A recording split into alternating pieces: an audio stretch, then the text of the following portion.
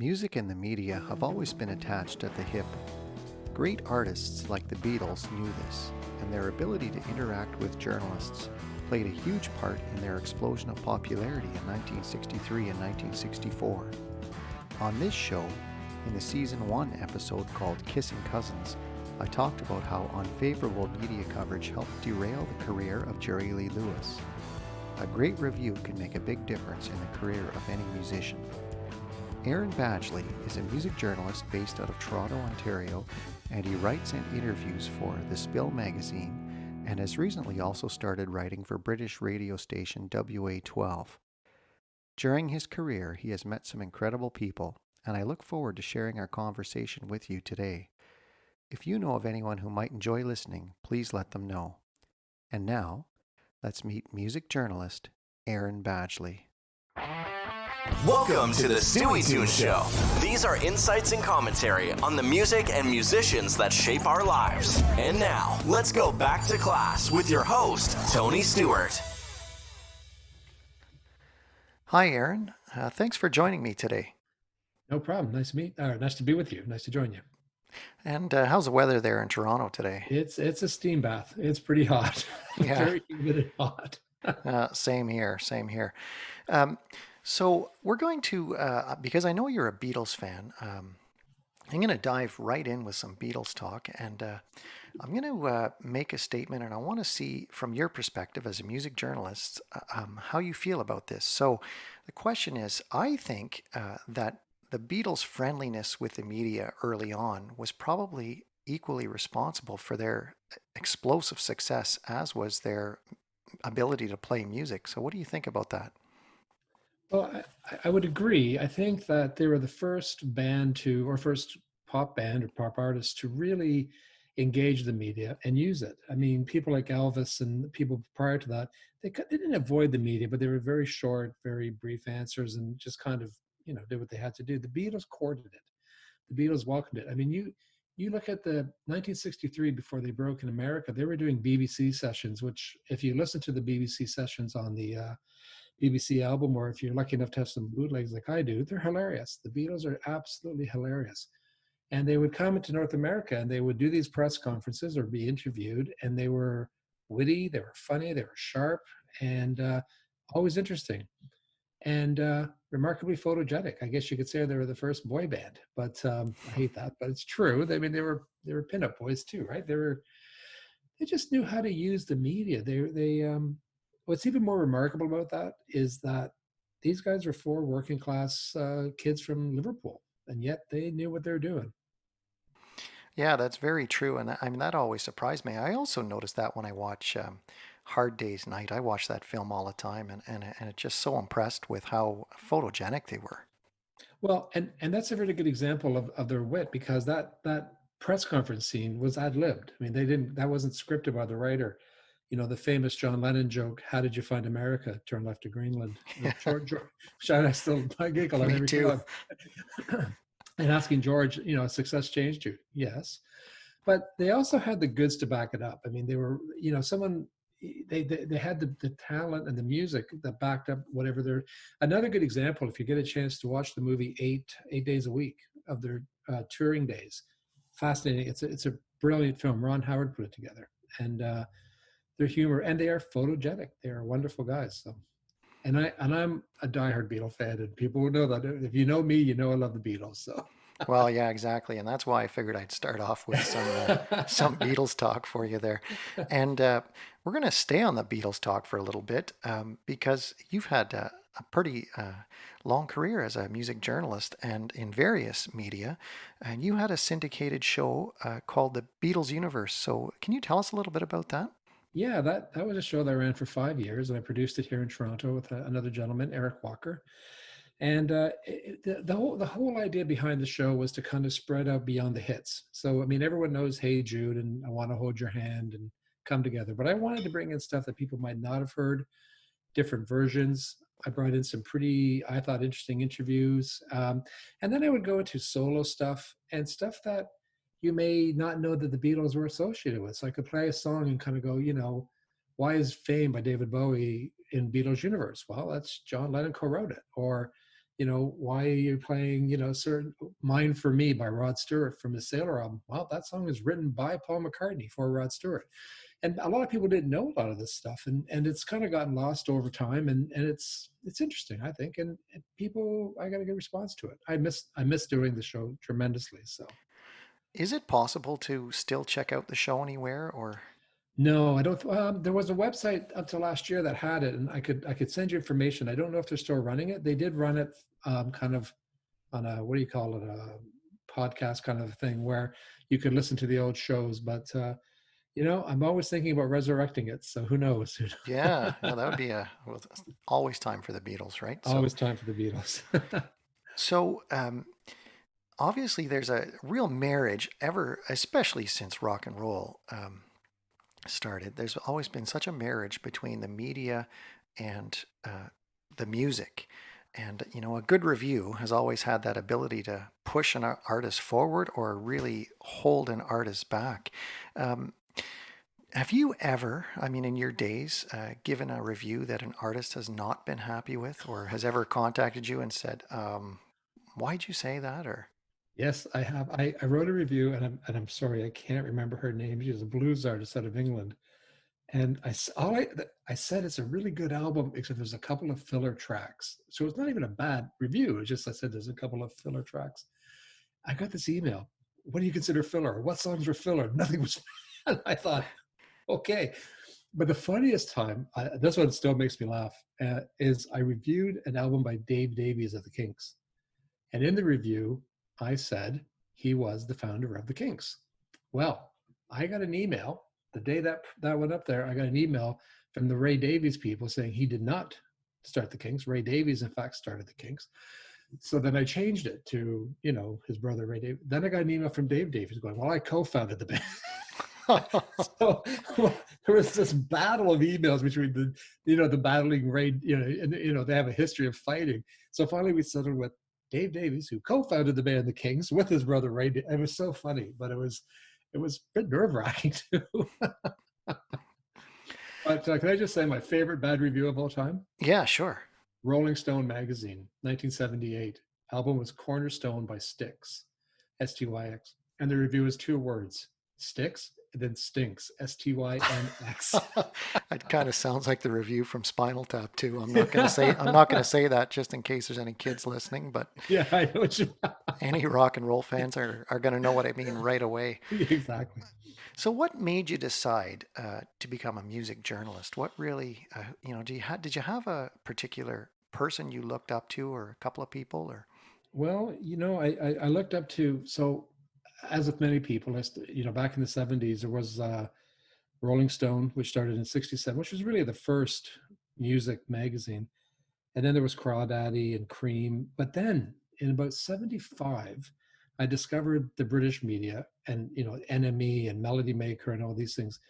So I started looking up to them because they had these really great reviews where it wasn't just this album was terrible. It was, who played on it and how it was recorded. And there were these columns and columns of reviews.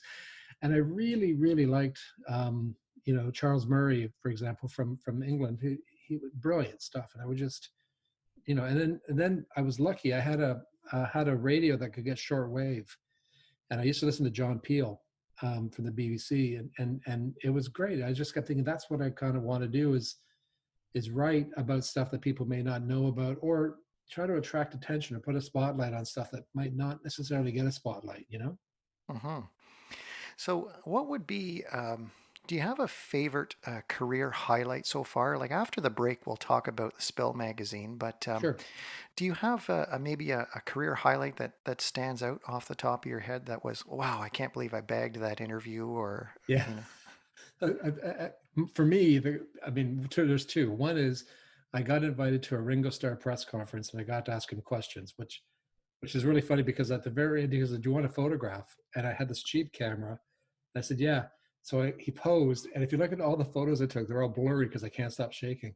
But, but the interview that kind of killed me was Ian Anderson of Jethro Tull. Normally, when you interview someone of that stature, you get the publicist. They go, "Just a minute, we'll put Mr. Anderson on the phone for you." They gave me his home number. So I'm calling away here in Toronto, and I get this very, hello. And I went, may I speak to Mr. Anderson, please? Speaking. And I didn't say anything for about 3 minutes. I just like, my mouth went dry, my throat seized up. You probably forgot everything you were going to say. Oh, the whole interview went to hell in a handbasket. No, it turned out to be a good interview, but that was the highlight to speak to Ian. And you're on the right track when you can say, well, I really like this one album by you. And he goes, no one bought that album. I go, well, I did. Now I need to know, going back to your Ringo interview, you said you got Yeah, to ask him a question or two. Do you remember I did. Yeah, do you remember what you asked him? I sure do. I asked him why he chooses not to do some of his solo stuff. Like if you go see Ringo in concert, he just basically does Beatles stuff. You do a photograph and it don't come easy. And I said, I'd love to hear you do a dose of rock and roll and stuff. And he kind of went, well, you're the only one. And again, there's that sense of humor coming through, Yeah. eh? And then I asked him what's on his iPod. And that was the question. He talked to me for about 10 minutes about other bands. Like he's like, well, there's this band called the Zootons. And you saw him change from being a bit guarded to just talking to another guy about music. And have you heard this one, Aaron? I said, no. He goes, well, you got to check out these guys. And that was a good one. And the third question I asked was, did he ever think about taking the All-Star Band into the studio and doing a full, because this is a weird stat, but he's been with the All-Star Band longer than any other band, longer than the Beatles. And I said, well, you could do it now, but oh, I never thought of that. So that was my moment. Then I went and I thought I was going to pass out. Yeah, for sure. Did you manage to catch Ringo's 80th birthday the other night? That was absolutely amazing. Did you see it? Yeah, I did. Sheryl Crow was stunning. She's amazing. That was just brilliant. And I enjoyed the whole show thoroughly. It was, and Ringo was good. And I liked the little advertisements for the charities. And yeah, it was great. I liked it from beginning to end. So it was so nice seeing Peter Frampton. Yeah, for sure. Before we go to break, I wanted to find out, we talked about, your favorite interviews or the ones that, you were so grateful to get. Do you have an interview that you can think of where your review or your interview helped push someone who was a little bit unknown over the top? Have you had any of those that you can think of? I know I'm putting you on the spot here, but I find that whole relationship between journalism and music has always fascinated me, Well, there's I don't know if I put him over the top, but there's a fella who I interviewed and I wrote a review for, a guy named Walter DeBar, and it certainly got him a lot of attention. And as a result, Walter and I become very good friends. But I wrote this review at an EP he had done, and I was the only person at that point to have reviewed the EP. And actually, our editor, Stephen Lucier, he sent me an email, said, give this a listen. Do you think you should review it? And I listened to it, and it's his voice is one of the most phenomenal voices you're ever going to hear. So I said, yeah, I'll review it. And it's a great album. And I compared one song on the album to Bob Dylan. I said, Oceans is his Forever Young by Bob Dylan. He sent me messages on Facebook going, you compared me to Bob Dylan, man. Well, it's true. So yeah, that helped. And I like to think I help a lot of the bands. I interviewed Blancmange a lot, and I interviewed Midjure, and I don't know if I push them over the top, but I certainly get them more exposure, and it feels good. But also I'm a fan, so to talk to Midjure, that's another highlight. That was great. Yeah, and I'm sure that must be really rewarding too to see some of these people, their careers take off a little bit after that as well. Yeah, there's a few Canadian bands and a few American bands that I interviewed a guy and reviewed him named Aaron Roach from Brooklyn, New York, and it's funny. It's a very funny story. My daughter happens to go to school in New York City, and she went to see Aaron Roach at a club, and she started talking to him because in the States you can talk to the bands more so than here. And she said her name, and he goes, wow, Badgley, there's this really cool guy, Aaron. He helped me get some footing. And she goes, oh, it's my dad. Oh, that's really cool. That was kind of cool. Like, okay, well, he's a nice guy. And he's, again, there's a name you should look up, is Aaron Roach. He's phenomenal musician. All right, that sounds like a good time for us to take our break for the music history moment. I'll be right back with Aaron Badgley. For today's music history moment, we've got a Beatles-related story. On August 10th, 1972, Paul and Linda McCartney of Wings were arrested backstage at a concert in Gothenburg, Sweden. The charge was for possession of marijuana. They didn't serve any jail time, but they did have to pay a $2,000 fine. McCartney joked that the arrest would be good publicity for the tour. The incident did turn out to be serendipitous, however, as it was the inspiration for one of Wings' most enduring songs, Band on the Run. And now, back to the show. And I'm back with music journalist Aaron Badgley. So Aaron, I'd like you to talk about Spill Magazine, because you are a writer for them right now, and you do interviews, but I'll let you talk about that. And also, I'm impressed by Spill Magazine when I go on there, how much is on there. It's incredible. What an incredible resource. So I'll let you give the website to people who want to check it out, and maybe just talk about what you do there and about that magazine. Sure. Well, it's Spill Magazine, one word, spillmagazine.com. And it's kind of, it's just pure music. It's not an online publication that kind of has a bit of politics and TV and movies. It's just music. There are reviews for films, but they're music-based films. But it's a chance to hear new music, because there's often new music posted, weekly or, every maybe 3 times a week. Reviews for new albums by established artists, new artists, a lot of Canadian content. Mm-hmm. It's a great source of learning about artists. There's interviews, there's reviews, there's news. It's all in one, and it's all there. And I've been writing for them for a few years now, and I've written a lot of reviews, a lot of interviews. It's Hoot, Stephen Lucier, and Arvin Kashyap run it, and they're great editors, and they're great people, really great people.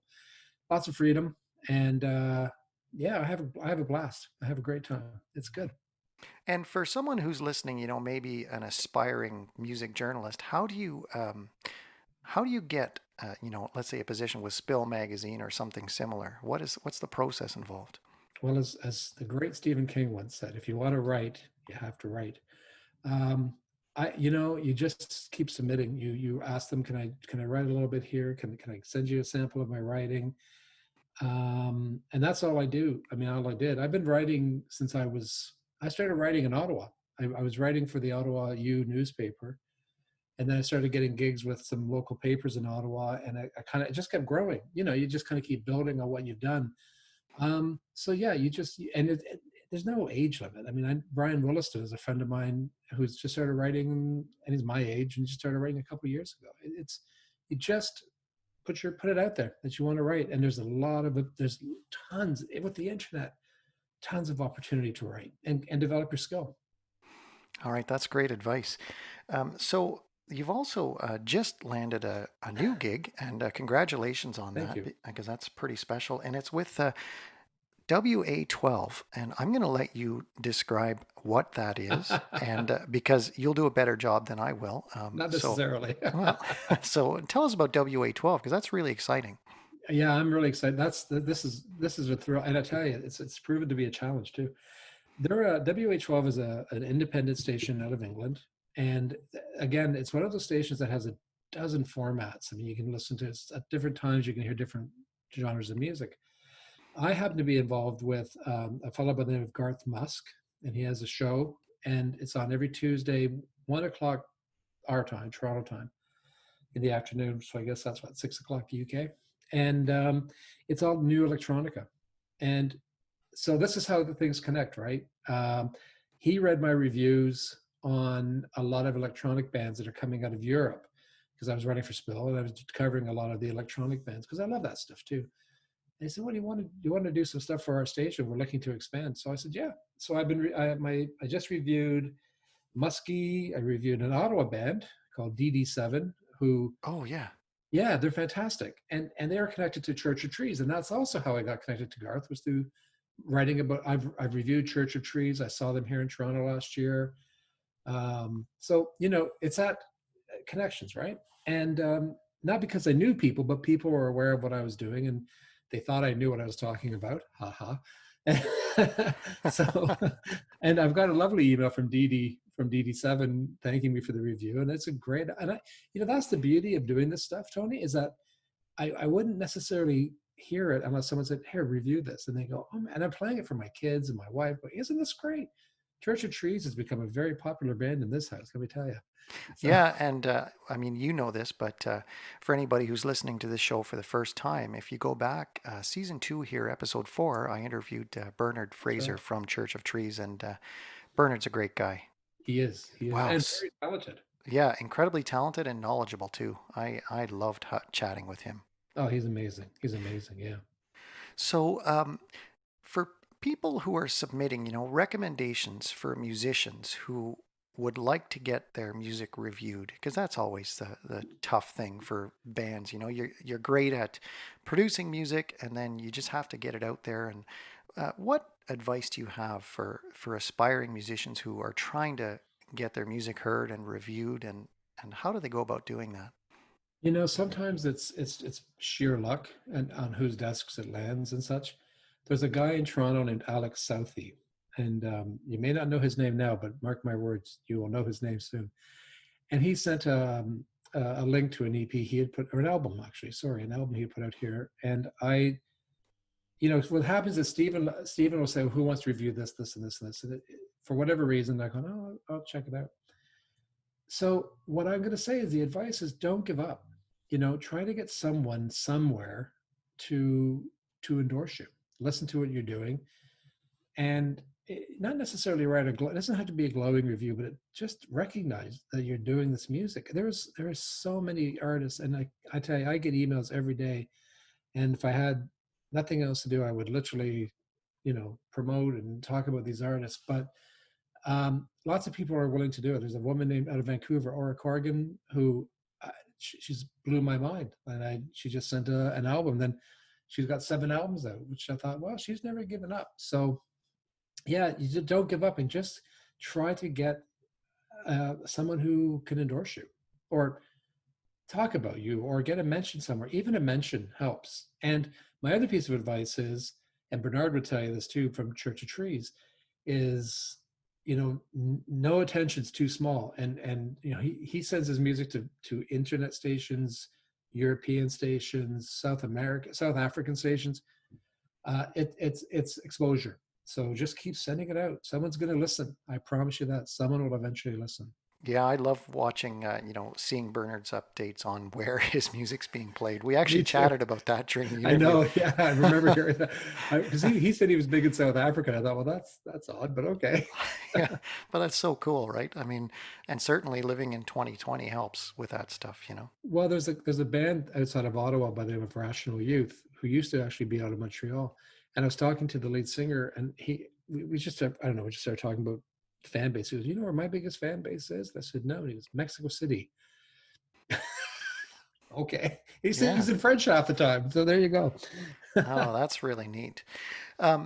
So we are going to move on to our final segment of the show here, and Sure. this is I love doing this because these questions, right? They reveal so much about how people think, and so we're going to do the Stueytunes quiz. Are you ready for this?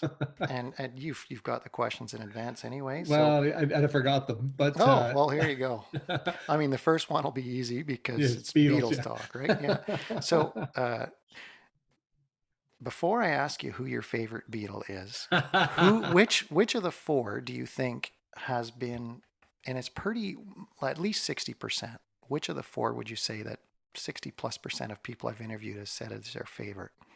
I'd say Lennon. Okay, you know what? You'd be wrong. It's George, right? It's George, yeah. Yeah. George has made a huge comeback in the last 5 years. Huge. And I honestly believe it's because Guardian of the Galaxy. Oh, yeah, that's true. My theory. That's my theory. But Harrison has made a strong comeback, and I'm glad to see it. I really, really am. So who's your favorite? I don't have one. Okay. Because that's like saying who's my favorite daughter. I go through phases where, like, I'll be listening to, for example, last week I could not stop listening to Ram by Paul and Linda McCartney. This week I'm on to George Harrison's Gone Troppo. I really don't have a favorite. I see it all as just one. What is it Mick Jagger said? The Beatles were just one monster with 4 heads. Yeah. I just watched the video for Fab the other day by George Oh, Harrison, and with Ringo in it. Yeah. yeah, with Ringo in it, and that's a great relationship that they Oh, managed to keep up, that whole well, time.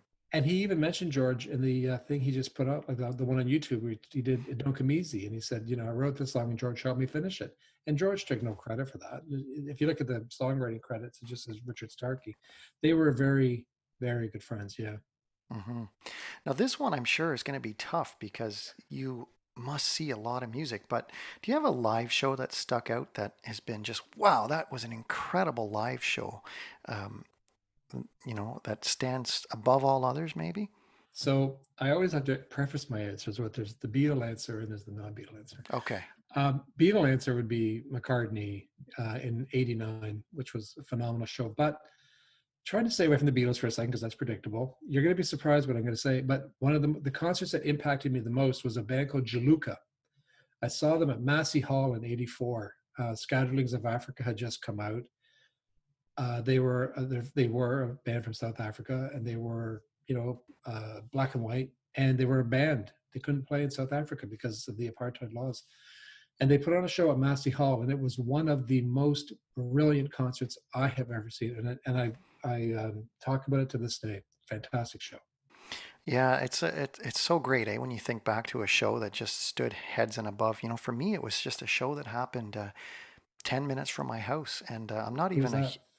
I'm not even a huge Hawksley Workman fan. Like, I like his Right. music, but this particular show, and I was writing a column for a local arts newspaper at the time, and I said in the review of that show, I said it was one of those concerts where everybody collectively knew how special it was. Like, it was just, he was on fire that night, Yeah.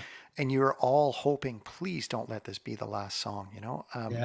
That's a It, great show when that happens. it's incredible, and that's why I always ask that question because, uh, I'll put a plug in for another show very quickly. sure. We were on our honeymoon, my wife and I, in Ireland, and we were in a small pub in outside of Dublin. And Christy Moore, for all you Irish fans out there, Christy Moore happened to be in the pub, and someone said, "Hey, Christy, give us a song," and he played for 3 hours, and it was maybe 30 people in this pub. My wife and I, all these Irishmen, and I'm a big Christy Moore fan. I didn't even see him in the pub, or I would have freaked out. But there he was, 5 feet away. It's the same kind of thing. It was a magical night because it was like just Christy Moore, acoustic guitar, and you're in Ireland, and you're thinking, okay. Nice. So, who's the performer you most wish you could see? And they could be dead or alive. But what concert would you like to see or wish you could have seen? So I keep giving you long answers, and I apologize, Oh but no, please do. I have to give you. I have to tell. There's a story attached. I mean, Sure. I always wanted to see George Harrison, and when he played Toronto, I was 10 years old. My mom would not let me go because I was too young, and my brother wouldn't take me, so I ran away from home. I lived in Whitby. I saved enough money to get the Go bus. Well, there was a Greyhound bus. I got to the bus station in Toronto, and my brother was there and said, "You're in trouble." And I said, "Look, I got enough money for the ticket. Let me see George, and I'll go home." He goes, "No." So I missed that concert. Oh no. But I really regret never seeing Lou Reed. I love Lou Reed, and every time he played Toronto, or I lived in Ottawa for a number of years. He played Montreal or Ottawa. I would couldn't get tickets. They would sell out so quick, and I wish I could have seen Lou Reed. That would have been an amazing night. Hmm. Now, again, this next one is going to be tough because you see so many acts. But do you have an underappreciated or unknown performer who you think everybody needs to know about this person? I have a list. Yeah, sure. But I mentioned Aaron Roach. I'm really there's a band out of England called Swimmers Jackson. Well, actually, he's Irish, but he lives in London. Swimmers Jackson. A band out of Ireland called Lankham. They really need to be huge. Perfume Genius, and Walter DeBar and his band, the Little Blue Hearts. But here's the thing, right? There's a lot of unknown bands, but Tony, in my opinion, there's a lot of established bands who are making music still that kind of get ignored. A bit of an ageist thing, I think it is, because like there's so many bands that are continuing to put out fantastic music, and at least in Toronto, they don't get airtime. So that's a bit of a pity. So I'm thinking about people like Ian Anderson and Jethro Tull, or Hall & Oates, or band Kansas. Kansas just put out a brand new album, and it's, if you like prog rock, and I do, it's fantastic. Well, I read your review actually. Oh, of did that. you already? Yeah. Oh, well, no, okay. It's a great album. It really Yeah. is. Phenomenal album. So yeah, a lot of bands, but I would stick with, I think Lankum is a band. They're out of Ireland. They put out 3 albums, sort of. I mean, a couple of other things. They should be huge. Oh, and the Gloaming. Okay, excellent. Maybe what I'll do after the interview is if you send me a list of some of those names, we can even put them in the show notes for people to check out. Perfect. I always like doing that. Final question, my favorite question, because this, could be really fun. If you were having a dinner party and you could invite one artist or a band, let's say, who would it be? Tough question, eh? I kind of want to invite the Kinks just to see the brothers fight. Or the Gallagher brothers. Or the Gallagher brothers. Yeah. That's entertaining too. Gee, that's a tough question. I think there's a part of me that would like to, because I don't know a lot about them, but I have a love. Like, I would love to have a party with, like, here we go. I'm going to go way off base here, but Buddy Holly and Eddie Cochran and Gene Vincent. I love rockabilly and the old rock stuff, and they're underappreciated, I think. Anyways, certainly Eddie Cochran, who to me just blows me away. I'd love to have that kind of dinner party with the old rockabilly cats and just, see how that, because I imagine there'd be a hell of a night of music that night, Yeah, it would be really fun. Yeah, it would be just a hoot. And I'm sure there'd be some fights. I don't want fights, but Especially not in your own house, but exactly. No, we'd have it in the park, socially distanced. That's right. On a patio or something. On a patio, yeah. Oh, you guys in Toronto must be looking forward to stage 3 or phase 3 coming. Boy, it's tough. I hope so. It's been hard. It's understandable, and I can appreciate. But one of the things I miss most, and you'll appreciate this, Tony, because I know you're a very talented musician yourself, and you play live. I miss live music. I miss going out, and I just hate it. I miss it. Yeah, me too. My musical partner Rick and I were talking about that the other day. Like, we've probably about 20 shows by now that we have not been able to do. Based on we were pretty busy. So, but yeah. We'll get there. I mean, there is light at the end of the tunnel, at least. Hopefully. Yeah. Well, Aaron, this has been delightful talking to you today. It's been great. I've really enjoyed it. Enjoyed it. And it was really nice to meet you finally. And I really appreciate you taking time to be on the show. So thanks so much. Oh, anytime. And thank you for talking to me. This is my first interview in 6 years. So this is kind of cool. I've enjoyed it. Oh, great. Well, thanks a lot. All right, Tony. Take good care. You too. Bye-bye. And that was my conversation with Toronto-based music journalist Aaron Badgley. Aaron has had some incredible moments in his career, and it was great to hear perspective from someone on the other side of the fence, so to speak. Music and journalism will always be intimate partners. I'd like to thank Aaron for appearing on the show, and I'd also like to thank my musical partner and good friend Rick Denis for providing the music in today's episode. As always, please share this podcast with a friend or family member if you are enjoying what you hear. That really helps independent producers like me. My next episode is going to feature award-winning guitarist, singer, bandleader, and songwriter Lucas Hanneman. Lucas has been legally blind since birth, but has never let that get in the way of his achievements. Until we meet again, stay safe, be well, and see you next time. Thanks for listening to the Stueytunes Show. If you're enjoying this show, don't forget to click subscribe.